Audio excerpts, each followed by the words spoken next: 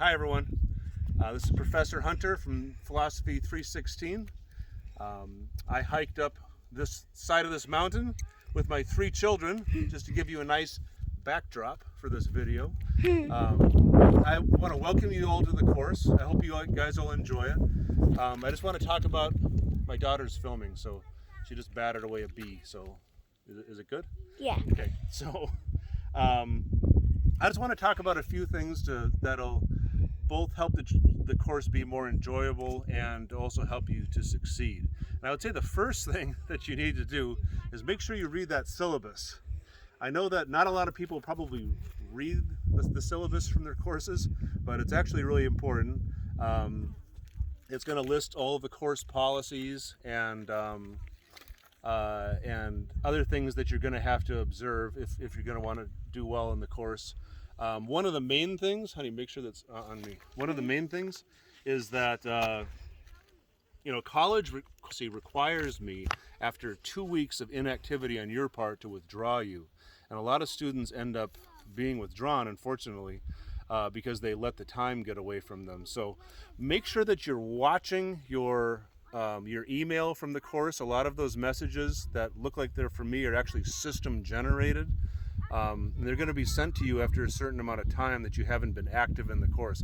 Logging in, submitting assignments, putting in a due date change request.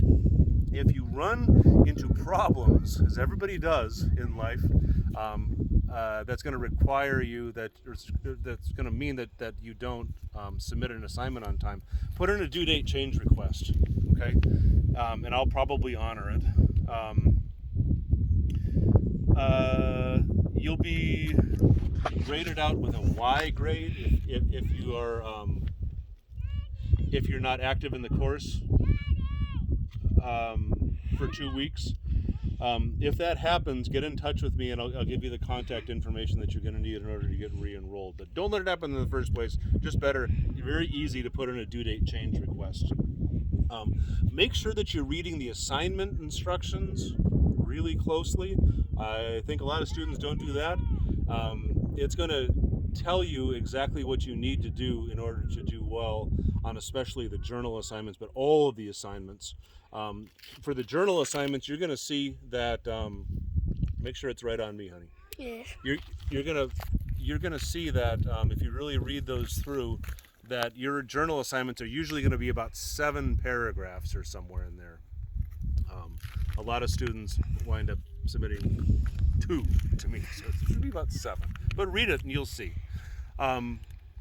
Make sure also that there's a lot of challenging readings in this course, especially the philosophy readings.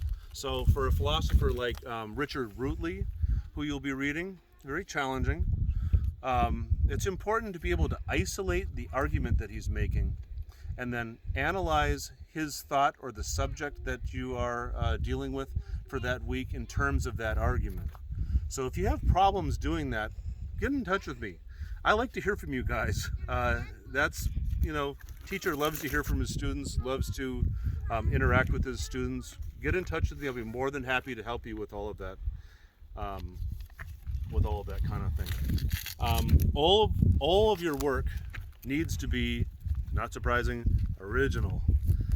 Rio Salato uses a pretty sophisticated program to detect plagiarism or to detect copying from another student's assignment. Don't do that. I know you won't. Daddy.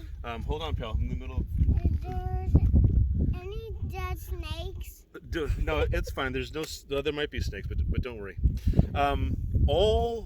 This is important. All of the coursework must be submitted in order for you to receive a passing grade.